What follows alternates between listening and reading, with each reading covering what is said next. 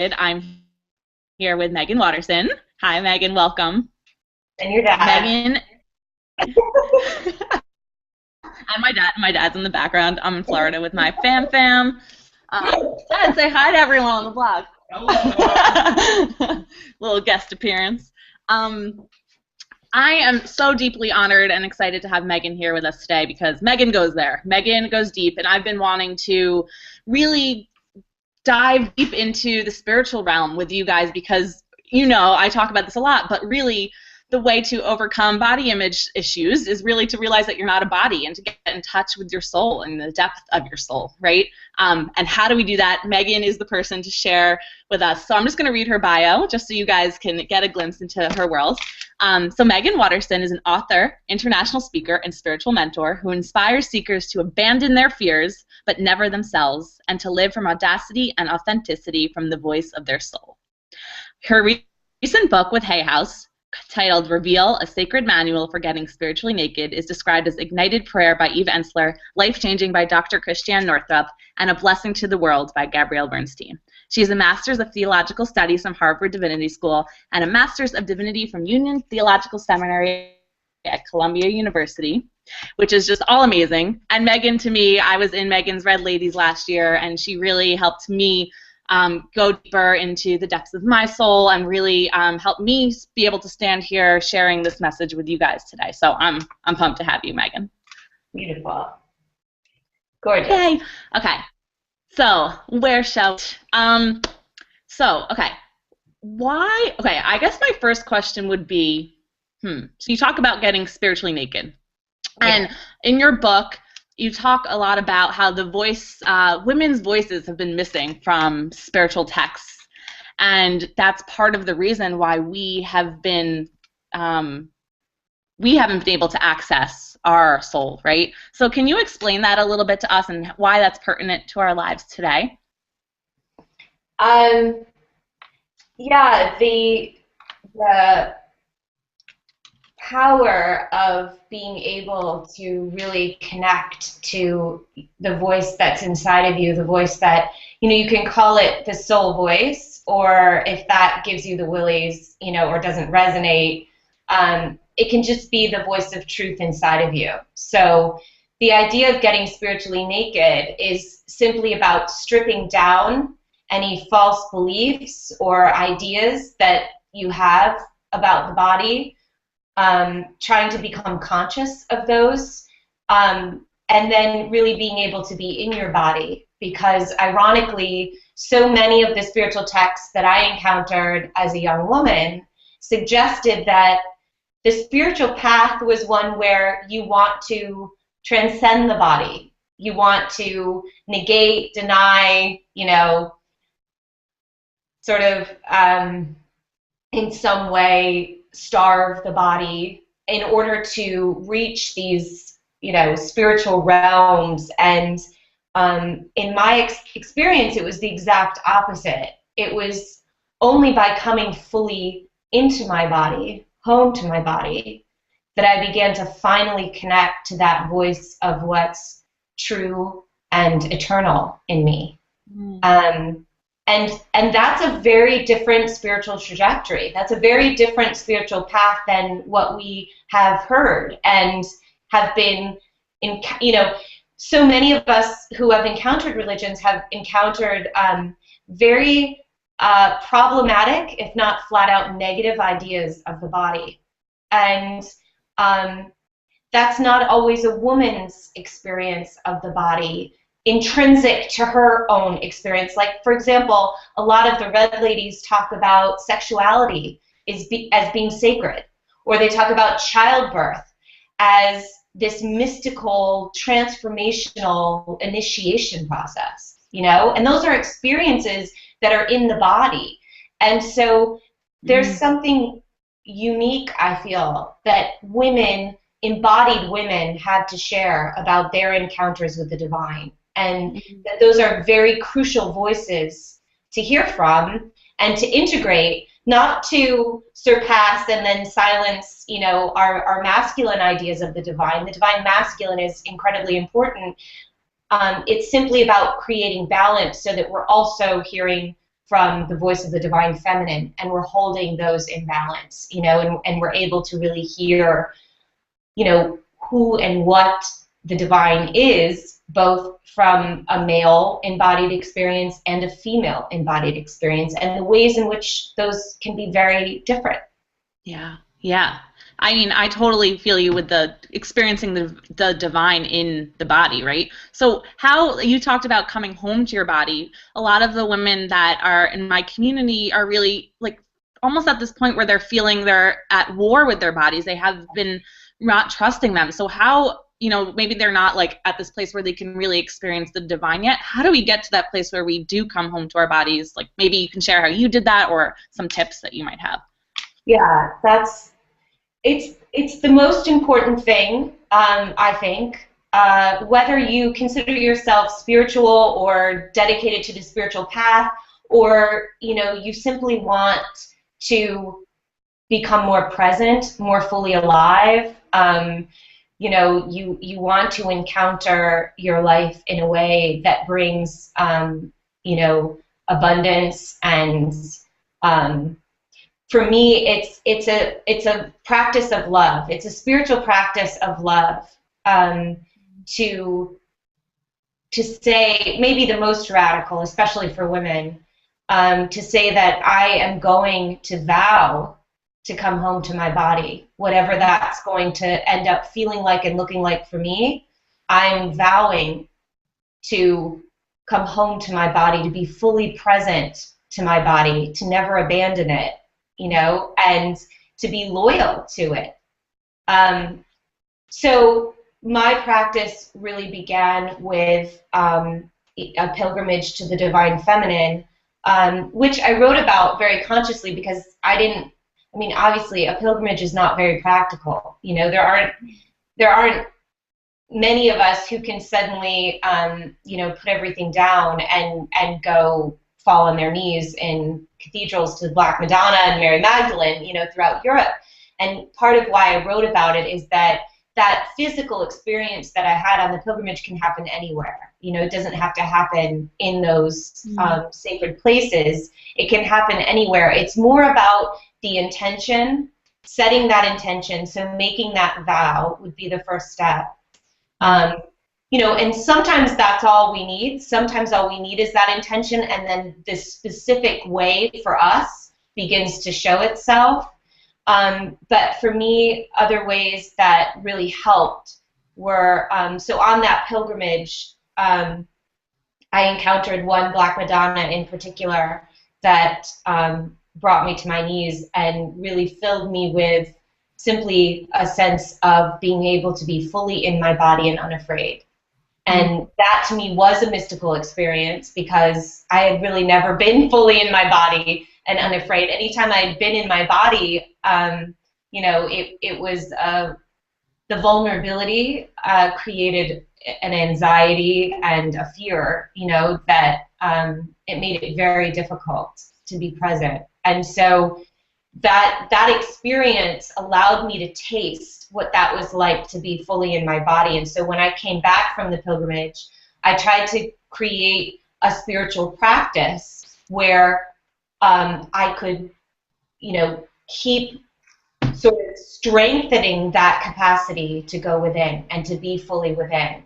And that really is where the soul voice meditation came from, was from that desire to be able to you know, strengthen my embodiment and really work on, as a spiritual practice, as an act of fierce love for myself, to really learn how to be fully present in my body.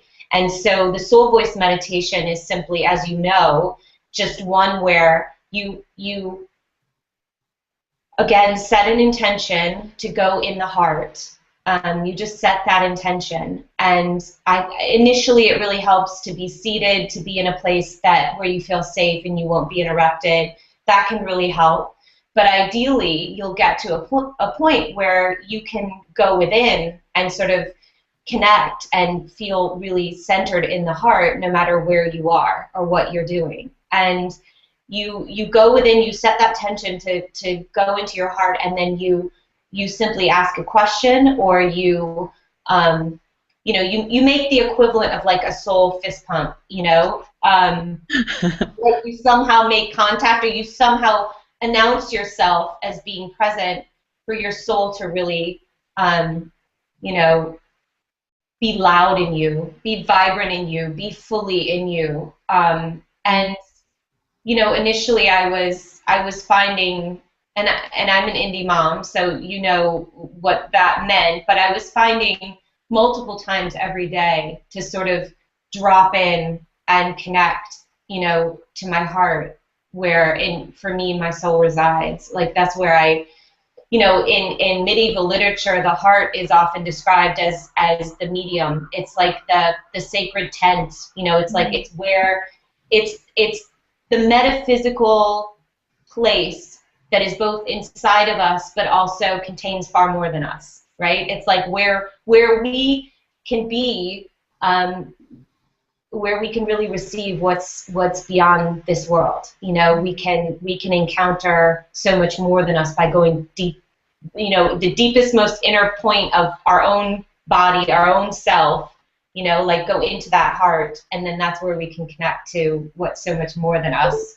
So initially it was just, you know, going in, and then, you know, it really became, and what it is now is just a daily practice and a daily, you know, so if I'm standing in line at Whole Foods, if I'm, you know, on the subway, any point I have to strengthen that, you know, connection and going within, I use that. And so that's a powerful, so setting that intention of a vow of being embodied, and then setting the intention, you know, for the soul voice to meet with, you know, that core part of yourself, that essence, every day, you know, in some way.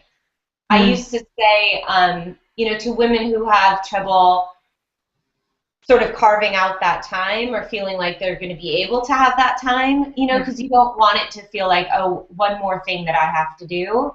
A great thing to integrate it is simply to pick something that's habituated that you already do. So while you're taking a shower, you're going to connect. You know, you're going to go in the heart.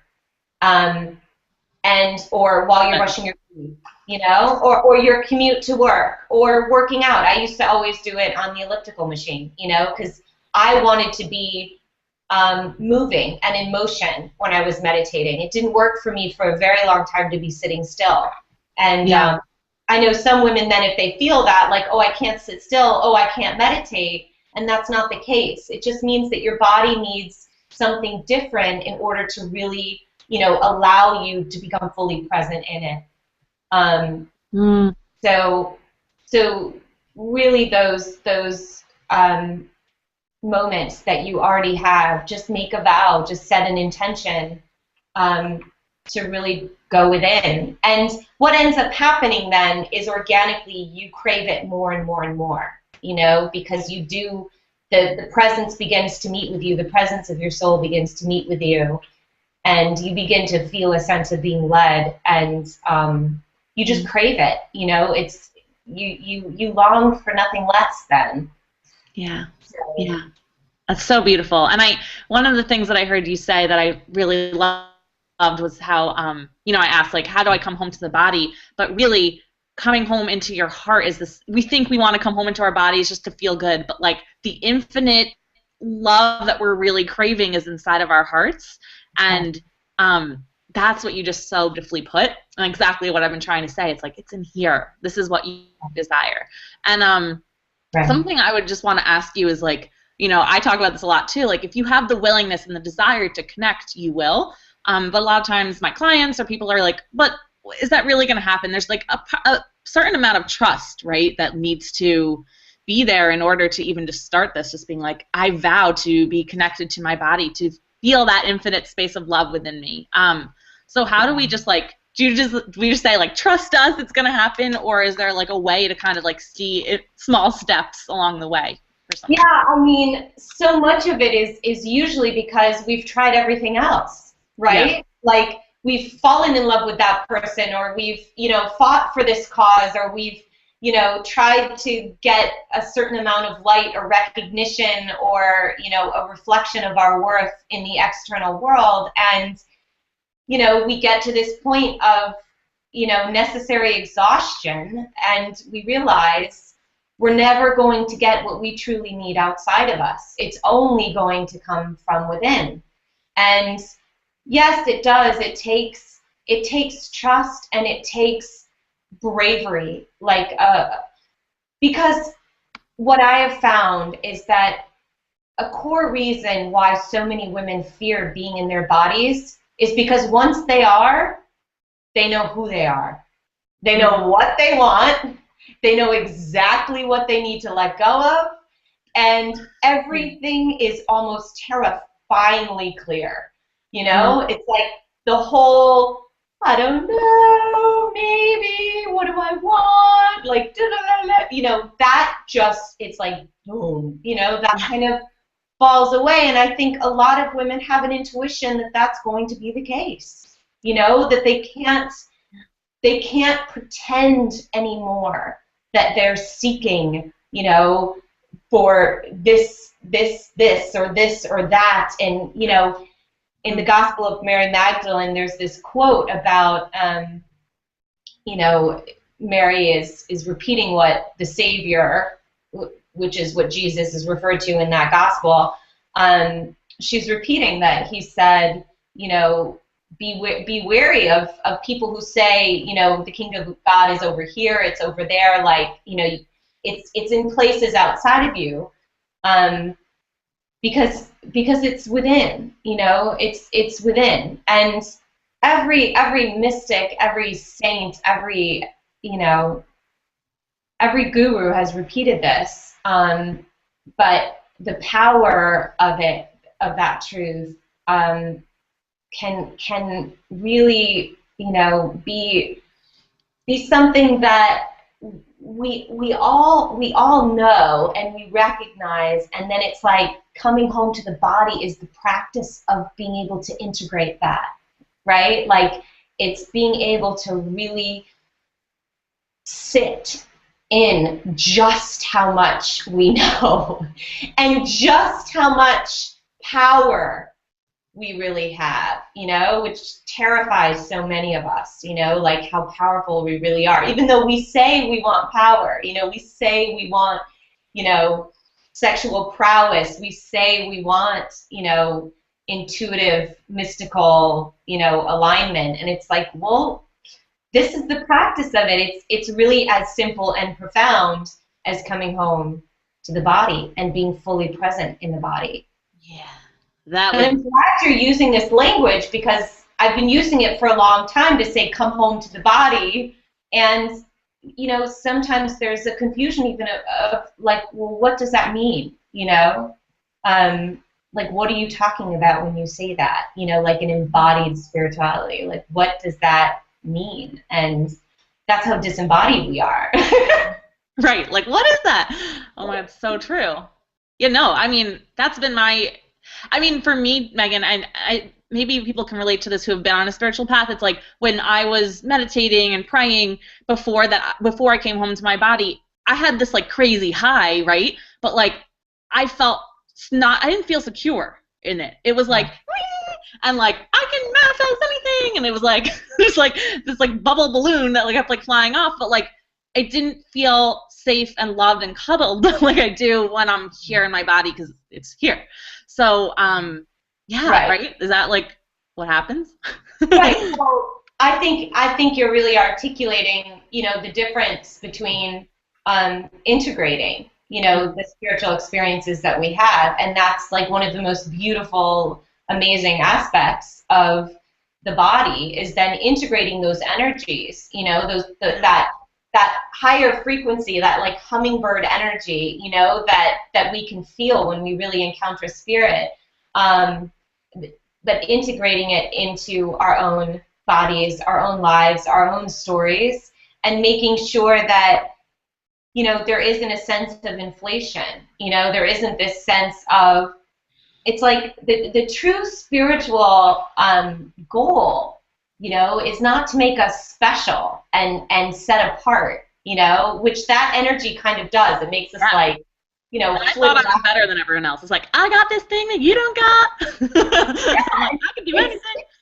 Yeah. Exactly, and there's a sense of it being disembodied, and the whole point of it is to bring that in, to bring that down, and be able to give it back, right? And for us to really understand that, you know, the practice is about fully understanding that we are all radically equal. You know, we are all one, and that, you know, the light we receive is the light we're meant to give, you know, um, and never kind of hoarding that light or allowing it to make us feel that we're somehow set apart, or, you know, it's really about the humility, which is also a beautiful part about coming home to the body, is the profound humility. For sure. Oh, I think that leads me to one of these. I wanted to ask this like selfishly, but I think that this will help other people. So I know for you, like you've really stepped up now. You wrote a book with Hay House, and you're touring across the world.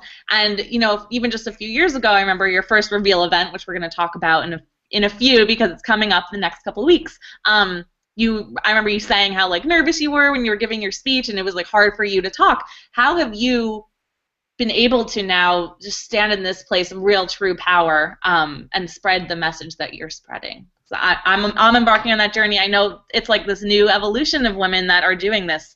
I'm sure people are watching also want to spread a message. So can you share with us your experience with that? It really goes back to that daily practice of the soul voice meditation. It really, which, you know, that sounds incredibly simple, but it's the most profound relationship I've ever had in my entire life. It's cultivating a relationship with your soul. It's cultivating a relationship with the highest aspect of who you are. And, you know, as you mentioned, that takes trust, you know, like profound trust. I mean, I would hear sometimes answers and directives that either scared the shit out of me or confused me. But when I knew that they were coming from my soul, I listened, you know, I allowed that to become my beloved. I allowed, you know, my soul and my union with my soul to become the, you know, center of, you know, my world. Like that is how I move through all decisions, personal, professional. It's by going within and making sure I feel really connected to my truth, you know, to the voice of my soul, and then asking questions from there and following with devotion and loyalty. And, you know, that, like all relationships, it takes time, and it takes, you know, it's a process of that trust deepening. You know, sometimes there's tests, sometimes there's, you know, great challenges. For me, you know, a really big challenge was flying. You know, I was terrified of flying, and every time I asked around that, it was just so absolutely clear that it was my highest truth. It was absolutely my highest truth, you know, to move through the fear. And so I had to, and I didn't want to, but I had to.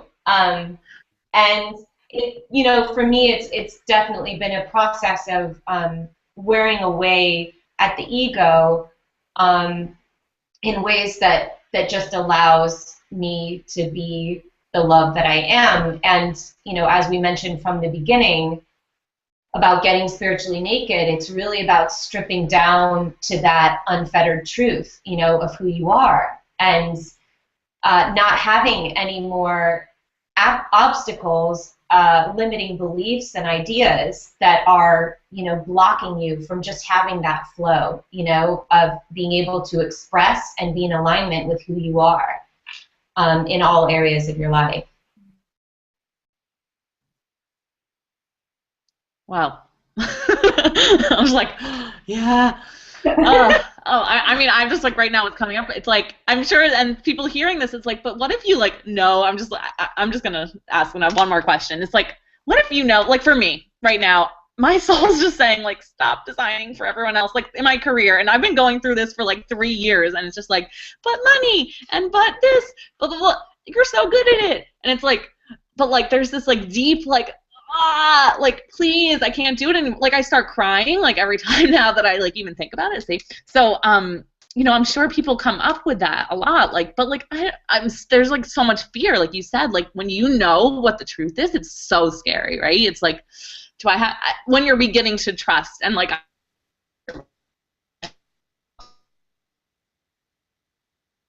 Broke out. using experienced those times where I've, you know, like listened and it's been better than I could ever imagine. Listen to the voice of my soul, but like, yeah, it's scary sometimes. So our reception yeah, is I just wanted to share that. But no, So Meggan, can you? Oh, really? Wait, can you hear me? Lady Love, can you hear me? Now I can hear you. I think there was just a delay. Okay. No, I just wanted to say thank you for sharing that, and that's it's so universal, and that's something that we all go through. And one of the most beautiful practices, you know, as you know, that I do is making sure I'm surrounded by Lady Loves, like because those, you know, having spiritual community. It's exactly for this reason, for when we become acutely aware of what it is that our soul is telling us to do, to the extent that we are like brought to tears every time we bring it up, which that's like one of the truest signs, you know, the presence of the soul is there, is you know, because you know it all the way down, you know, to your bones, you know it. And having Lady Loves in your life, having spiritual community, having, you know, people who are going to hold that truth for you, you know, when it's almost too scary for you to do it by yourself. We are not meant to go on this journey by ourselves. Like that's a very old idea and a very old paradigm, and it's something that we have long since no longer, you know, no longer serves us. And the movement that, you know, is more of the collective of us each lifting each other up, us knowing and practicing the truth that there is limitless light. There's limitless light. So the more and more I can hold up all the ladies I love in my life, you know, the more light is created. It's limitless. There's never a deficit, you know, there's never a lack. We can all reveal the essence of who we are. We can all step into the fullness an expression of what it is that we've come here to share. But in terms of when that fear comes up, I think the two biggest practices I do is I bring it to a Lady Love. You know, I ask for to be held in some way, you know, supported through it. And the other thing I do is I go within, and, you know, I'm honest. Like it's another beautiful opportunity to be humble and say, you know, say to your heart, say to your soul, you know, I'm effing out. Like, I'm so, this is too much for me. Like, take this from me. Take this, this is too much for me. I'm human, I'm afraid, and I need more light. You know, fill me, guide me, be louder. You know, make the signs louder. Ask with a capital A for what you need, and never be afraid to ask for what you need, because there is so much we can ask for, so much more than any woman ever does. We can ask for so much more, and I say capital A because it's not an ask from the ego, it's an ask from the soul, right? Like your ask is coming from a place of genuine knowing that this is what your soul is asking for you to do. Well, if that's what your soul is asking for you to do, you can enlist thousands of angels, you can enlist, you know, spiritual help from beings, you know, all over. Like, you can ask, because the world needs what it is that your soul's telling you you need to do. The world needs it. But the way that the divine feminine works is that you have to ask. You have to ask. Spirit has to be given permission because we have human will. We have our own divine will. And a lot of us spend a lot of time waiting and sort of suffering through it and thinking we have to like muscle through it on our own, when really all we need is the humility to say, I cannot do this alone. And then it's like, oh, good, you don't have to. You know, here's this person, here's this angel, here's this spiritual energy to move you through this block, you know, and boom, you know, it's like slip and slide suddenly. Yes. Ask with a capital A. I love that. That's going to be the title of this blog. So good. So good. So, Meggan, I know everyone who's been watching this is going to want more of you. I want more of you, which I'm getting because I'm coming to Reveal in 2 weeks. So can you share, or it's in a couple of weeks, May 17th, right? So share with us what Reveal is going to be like, what they can expect more of, and why they should be there. So it is my favorite day of the year. It's basically, you know, I was doing all of this work and gathering for a decade, you know, the Red Ladies, and what I wanted was to create a larger space, you know, a larger call for spiritual misfits and, you know, all of us who are making our way on the spiritual path with very much an embodied spirituality and want to sort of redefine and name and experience the divine in ways that are in highest alignment for us. So I created Reveal so that we could have a day to be in sanctuary, you know, a day like an urban spiritual retreat. So we could come together, we can network, we can, you know, a lot of women who have met at Reveal have continued to stay connected and to support each other in the ways that I was just mentioning.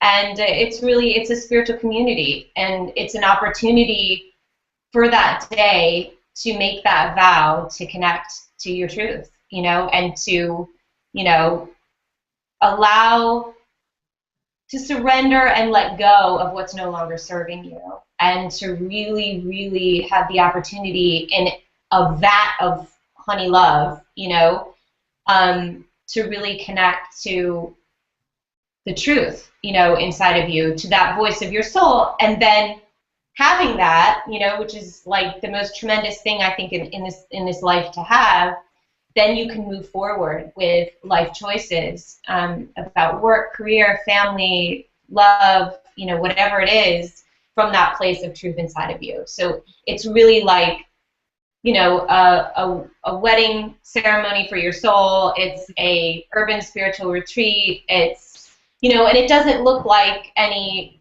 you know, temple, church, seder you've ever been to.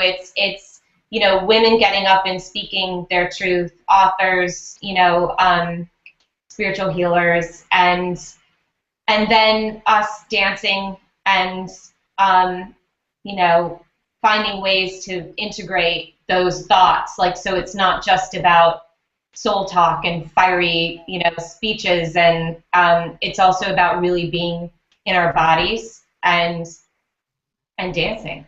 Yeah. So, is Rochelle going to be there again? Yes, Rochelle Shade from Koya. We're going to be doing, lots of, I actually have heard really clearly, like, she's going to open things up, and she's going to be leading us through her Koya, her divine feminine movement at 3 different points.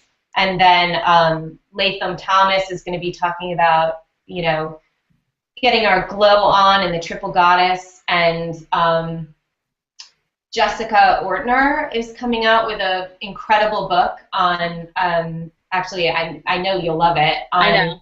I'm doing an interview with her next week. So. Okay, great. She's unbelievable. I adore her. And she's going to be speaking about body love, body consciousness, and then give everyone that tool that she possesses of tapping, of EFT, emotion freedom technique. And she's will lead us all through that. So, and each of the speakers will give us like a concrete spiritual tool that we can walk away with at the end of the day. So, and it culminates in a dance party, which is always my favorite part.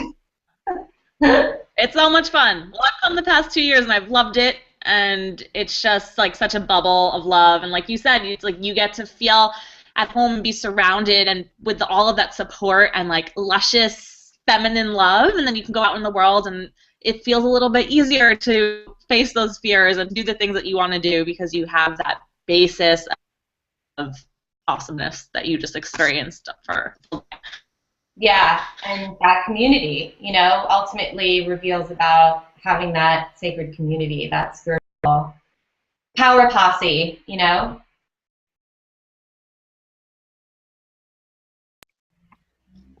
think we froze again. I think we just overlapped a little bit.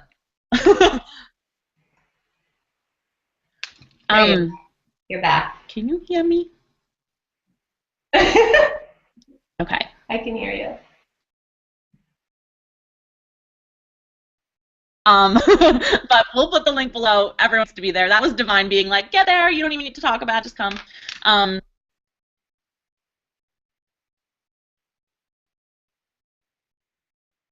It's freezing left and right now. Lady. It looks like we're done. Can you hear me? Yeah. Yeah, it's not letting us continue. Okay. We're done. I guess it was freezing. It's not letting us go. Okay. Well, yes. Thank you so much. You're such a gift. You're kind of going. I am going to end the podcast. Everyone.